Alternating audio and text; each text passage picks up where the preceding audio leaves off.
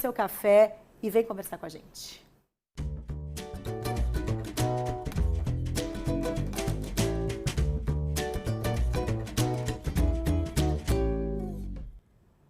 Doutor, muito obrigada por ter vindo aqui. Eu que agradeço vocês pelo convite. Muito obrigada. Olha, estamos todos testados, negativados, por isso estamos sem máscara, tomando juntos aqui um café enquanto a gente bate um papo. Doutor, a gente fala hoje do Dia Mundial, né, da luta contra o câncer, mas eu acho que o nosso bate-papo ele vai além disso. O câncer é uma notícia muito difícil para quem recebe, para o paciente, para a família. Vamos pegar o câncer como start da nossa conversa. Ok.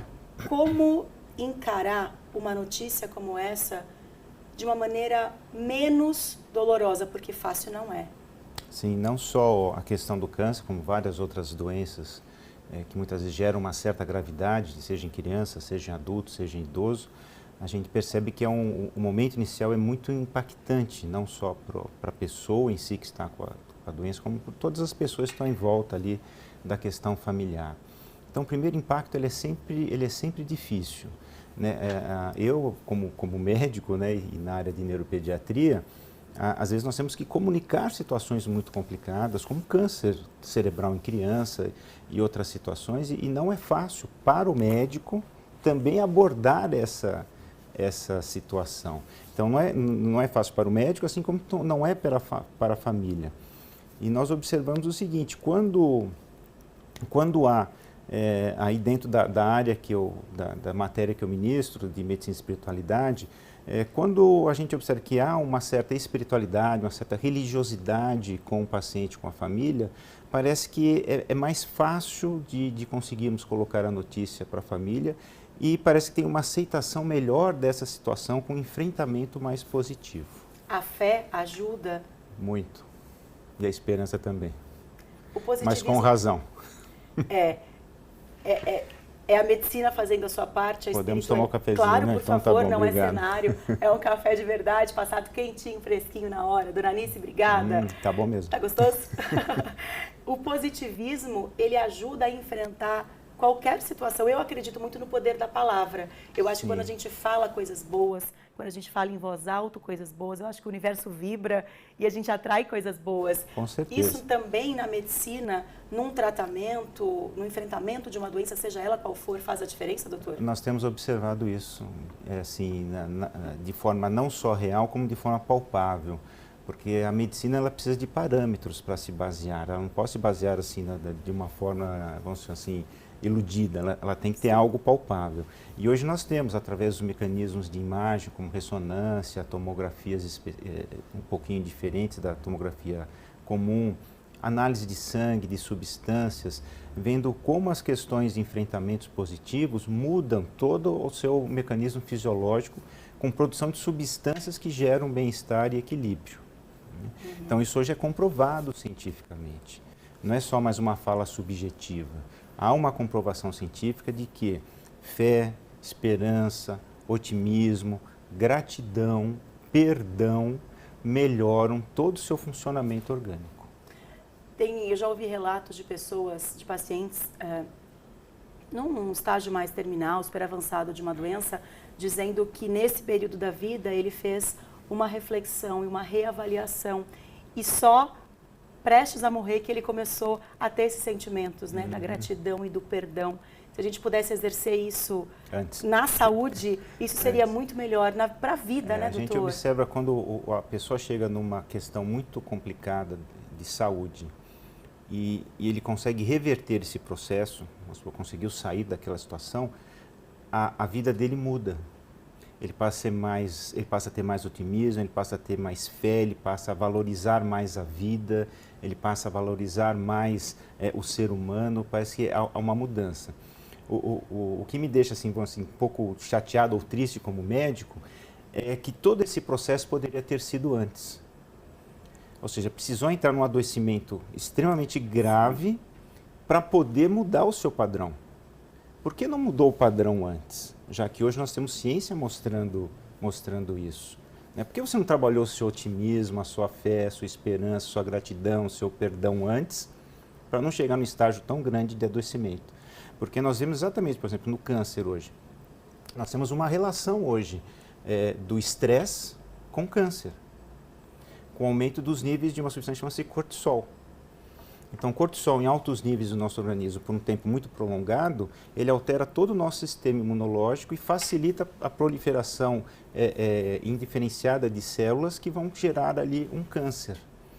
Então, aquela pessoa que vem dentro de um processo de estresse crônico, que não trabalha isso, que você pode trabalhar isso de várias formas, seja com médico, medicação, com meditação hoje, que é colocado também como um mecanismo de controle de estresse e ansiedade, essa pessoa poderá desenvolver um câncer mais tarde, por causa do estresse. Né?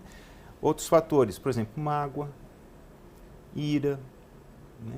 Não perdão, rancor, são fatores estressores. A pessoa que está sempre com ira, sempre com mágoa, sempre com rancor, está sempre estressada. É verdade. Então, ela vai subir seus níveis de cortisol e poderá ter uma doença grave, uma queda da sua imunologia, um câncer, assim por diante. E a gente fala tanto da questão da qualidade de vida, que é uma coisa tão falada, tão buscada e nem sempre tão alcançada, porque a gente vive numa rotina muito estressante. No trabalho, em casa, e aí doença na família, parece que tudo contribui para que a pessoa viva estressado. Mas aí é o momento, e por isso que eu acho importante trazer esse tipo de assunto para a televisão, porque é o momento que você está aí na sua casa se preparando para sair, é um exercício que você pode fazer todos os dias, ajudar as pessoas que estão à sua volta. A gente gosta aqui no Novo Dia de informar para que você se previna. Eu sempre digo que informação também é prevenção. Com certeza. Quando a gente, às vezes, um médico chega e fala assim, olha, cuidado, você pode de fato adoecer.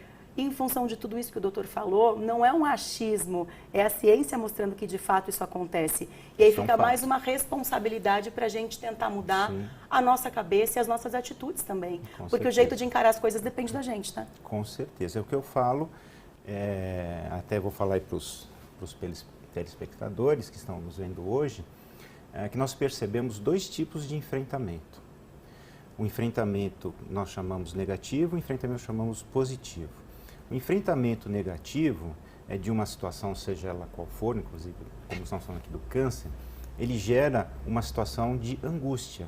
Então, a pessoa fica muito angustiada com aquela situação. A angústia leva à tristeza leva ao medo, o medo leva à ansiedade e pânico e chega nos quadros de depressão que alteram ainda mais seu funcionamento orgânico, facilitando a proliferação daquela doença, inclusive o câncer. Então, isso são quando a pessoa tem um enfrentamento negativo, ela começa a gerar angústia. O enfrentamento positivo.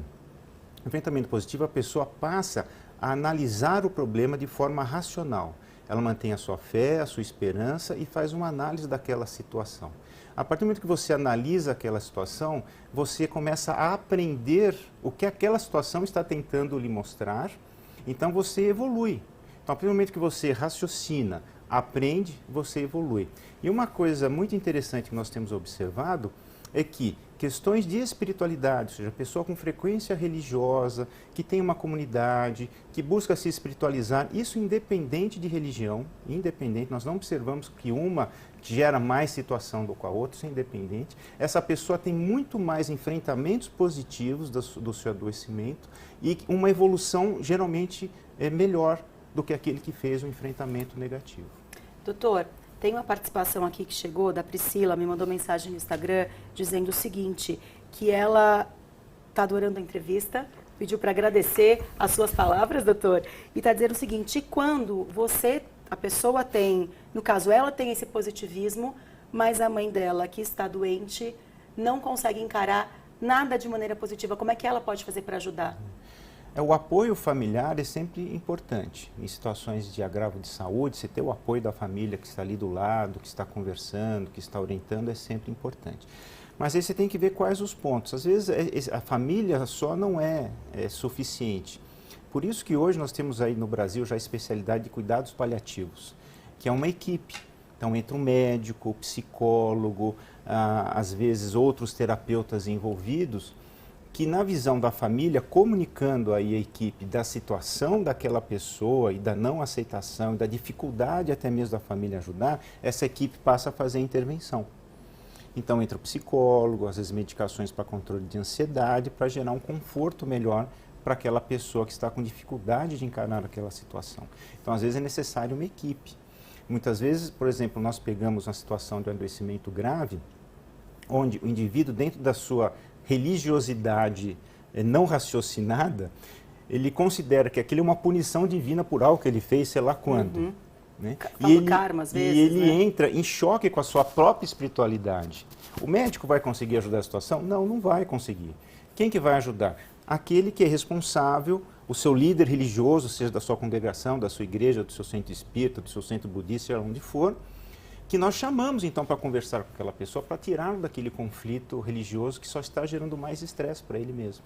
Doutor, dia desses a gente recebeu uma mensagem, claro que eu não vou dizer o nome da pessoa, até para não expor ninguém, mas essa pessoa me disse que mandou uma mensagem para o WhatsApp da TV Tati SBT dizendo que tinha sido diagnosticada com câncer e que não tinha nem coragem de contar para a família. Esse enfrentamento, essa aceitação é o primeiro passo para o enfrentamento e para rumo à cura. Nós vemos, teve uma médica já falecida, chamada Elizabeth Kübler-Ross, inglesa, que foi a precursora dos cuidados paliativos. E ela escreveu até um livro interessante, que é A Morte e o Morrer, né? Onde ela faz a descrição de um processo de todas as questões, não só de doenças graves, como luto. Então ele fala, geralmente, quando o indivíduo recebe a notícia, o primeiro impacto dele é a negação. Isso não é comigo, isso não está acontecendo comigo, tal. Quando ele vê que é com ele mesmo, muitas vezes entra a raiva. E logo depois, né, então, começa a falar que tem raiva disso, não acredita mais em Deus, não acredita nisso, tal. Aí depois que ele vê que o negócio está evoluindo, vem a barganha. Então vem as promessas e tal, eu paro de fazer isso, eu paro de fazer aquilo e tal. Depois vem a depressão. E por último, se ele consegue trabalhar essa situação, vem a aceitação. A gente percebe que quando chega a aceitação, há um enfrentamento diferente daquela situação de adoecimento. Então, a aceitação ela é fundamental. Agora, o trabalho de aceitação é que é complicado. Doutor, muito obrigada. Eu que agradeço. Que você tenha um excelente novo dia.